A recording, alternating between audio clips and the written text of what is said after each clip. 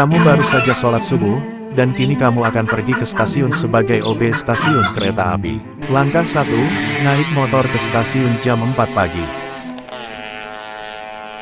Sebelum sampai di stasiun, kamu berhenti karena ada perlintasan kereta api yang menutup.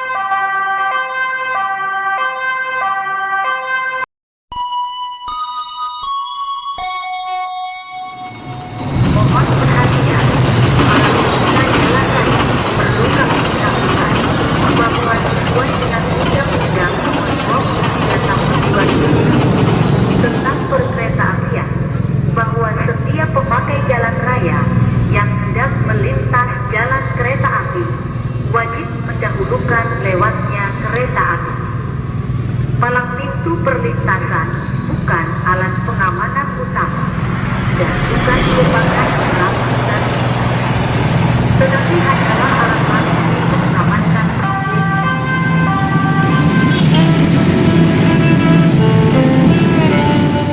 Setibanya di stasiun, kamu melihat ada seorang anak kecil berdiri tegak dan ini menghalangi jalan masuk stasiun. Kamu klaksonin motormu, tapi pas mau klakson kepalamu terkena sampah minuman kaleng. Tidak tahu siapa yang lempar sampah minuman ini, tapi anak kecil itu sudah tidak ada. Kamu beranggapan, sudahlah, mungkin dia kembali ke orang tuanya kali. Langkah 2, makan di kantin stasiun sebelum melakukan tugas. Langkah 3, bersihkan lantai dan kursi. Setelah itu kamu membersihkan lantai peron. Sebelum para penumpang datang ke stasiun pastikan lantai pada bersih.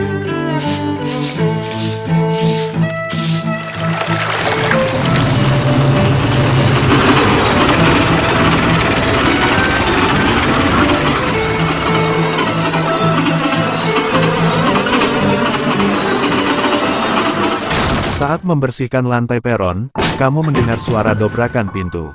Suara itu berasal dari toilet stasiun, tapi siapa yang buang air di toilet stasiun di jam belum resmi buka? Langkah 4, hampiri toilet stasiun itu. Kamu pun menghampirinya tapi kamu dikejutkan dengan seorang anak kecil yang persis seperti di jalan masuk stasiun tadi. Karena anak kecil harus diawasi oleh orang tua, maka kamu menegur anak kecil itu untuk keluar dari toilet ini.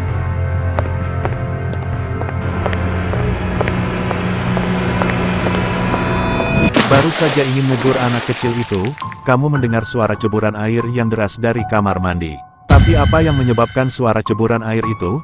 Tapi kalau kamu lihat di bak air sama toilet itu sama sekali tidak ada benda yang masuk ke dalam air.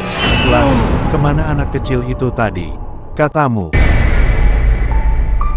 Kamu lihat ternyata dia sedang berusaha membuka kulkas minuman peron, dan sepertinya dia membutuhkan pertolongan. Itu adalah urusan yang gampang, kamu akan menolong.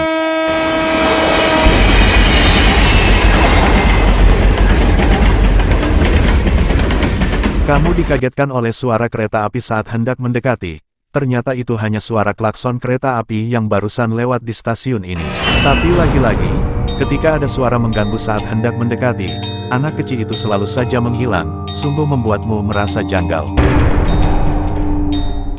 Langkah 5, lanjutkan menyapu di halaman parkir. Tapi, pas nyapu, kamu lihat ada seseorang yang buang sampah dari mobil ke tempat parkir. Kamu menegurnya sambil menunjukkan papan dilarang buang sampah sembarangan. Tapi orang itu malah memukulmu dan berkata, "Gak usah ngatur lu be, gue udah telat kereta, oh beto." Kepala kamu sedikit cedera karena habis dipukul sama pemarkir mobil.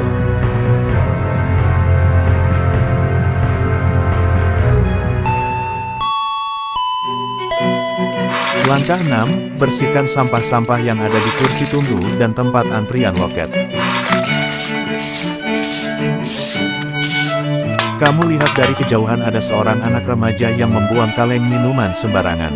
Kamu berusaha menegur remaja itu tapi dia tidak mendengar teguranmu karena dia lagi dengerin musik. Karena menegurnya sampai minta lepaskan headsetnya, remaja itu justru memakimu dengan kata-kata kasar, "Buang sampah sembarangan itu tuh contoh yang baik bodoh."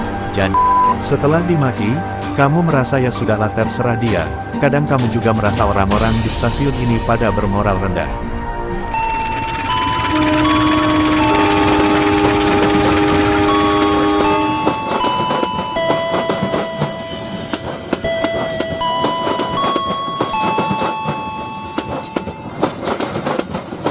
Seperti biasa, setelah para penumpang telah menaiki kereta yang sudah berangkat, pasti sampah bermunculan.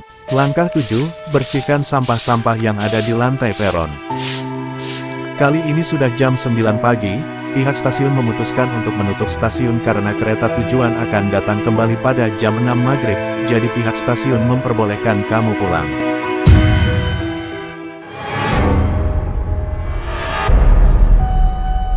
Langkah 8, kamu berhenti, karena perlintasan kereta api, jadi mohon tunggu kereta selesai lewat supaya perjalanan pulangmu selamat.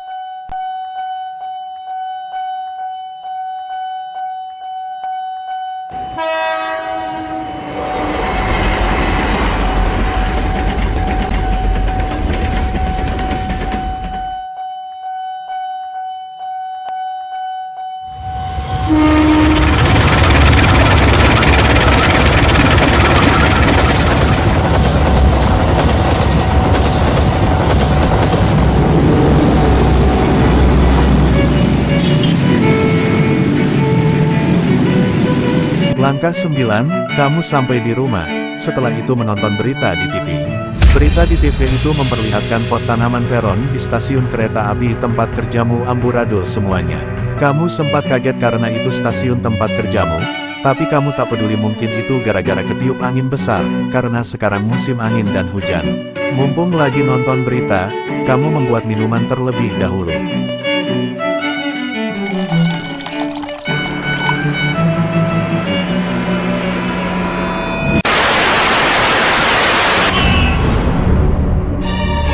Saat dalam perjalanan ke stasiun di maghrib hujan begini, kamu berhenti karena macet di perlintasan kereta api.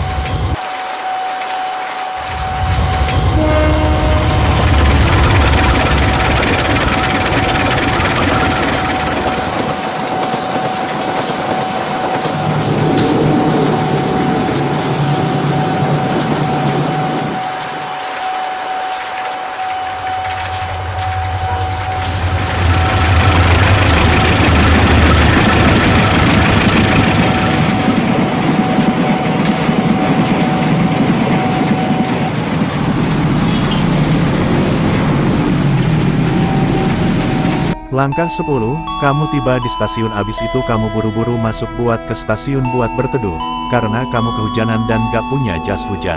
Saat di dalam stasiun, kamu memutuskan untuk tidak mengerjakan tugas OB dulu, karena kamu menginjil membutuhkan tempat yang hangat.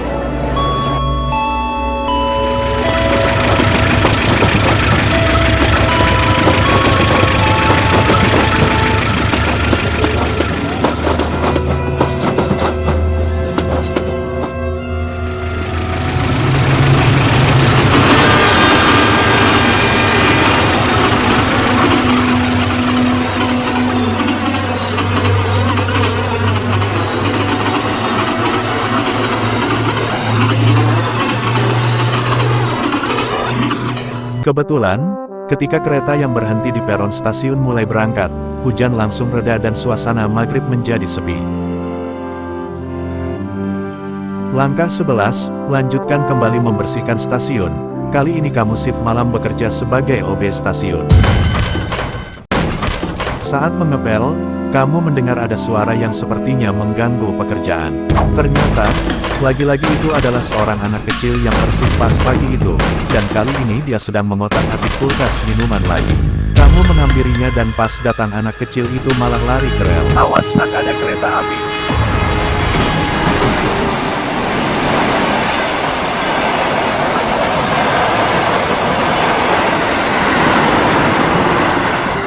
Ini sangat bahaya sekali. Kamu akan menuntut anak kecil itu pulang ke rumah dan dikembalikan kepada orang tuanya.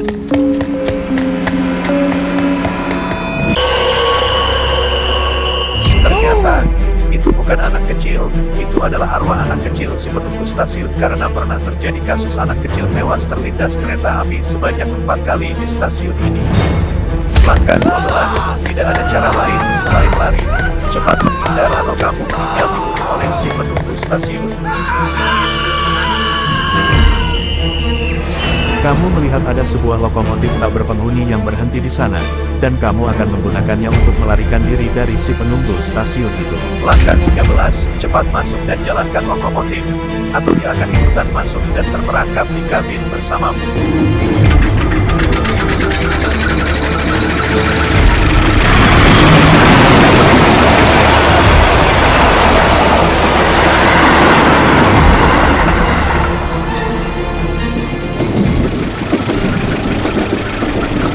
Kamu sangat beruntung bila kamu adalah mantan masinis yang sekarang bekerja sebagai OB stasiun.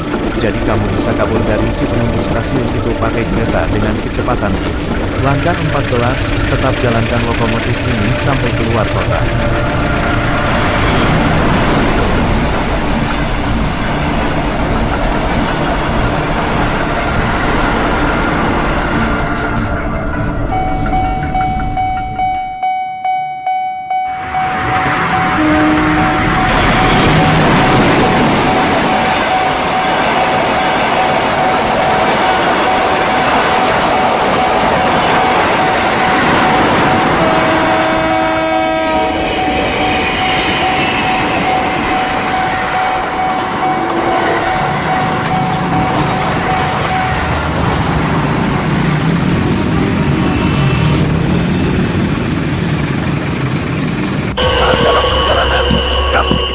Wajah si penunggu stasiun di jendela kabin bagian depan.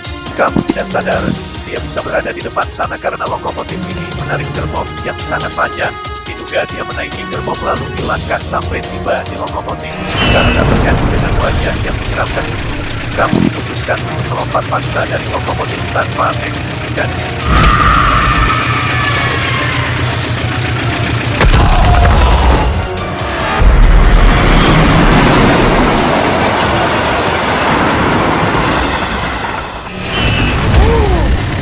Sepertinya kereta yang tak terkendali ini akan segera menabrak salah satu kereta yang berlawanan arah di depan.